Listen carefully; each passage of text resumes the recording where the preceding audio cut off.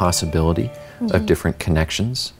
So what we did is we brought together 60 NGO leaders from around the world, largely North America and Europe, but we had some people from Africa, some people from Asia, India, with 60 business leaders. And I must have made, oh gosh, hundreds and hundreds of phone calls. I mean, it's beautiful. People will take your call when you say, I'm calling on behalf of the Dalai Lama, and an invitation to come to a gathering that he will be at. People want to talk to you.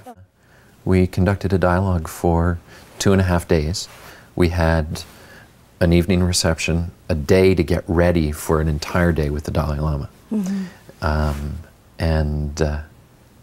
I'll never forget the morning that we started with him, the day we had him. He and I were sitting a little closer than you and I are right now.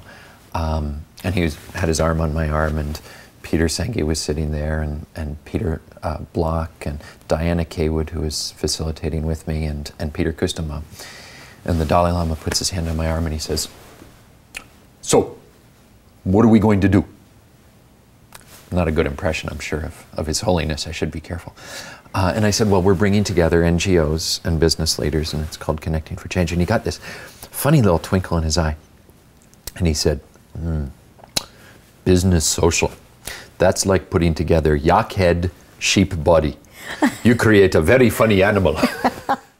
And I'd have to say that many of the people in that room, you could just see this deepening of a realization or recognition that we all have, I believe, and that is that we are connected, and that we are more alike than we are different in our humanity.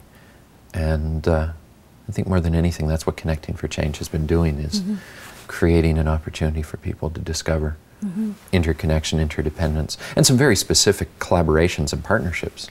Charles, when that was said and done, you've met with the Dalai Lama that day, and you're going home that evening. What did Charles take home in his take-home box?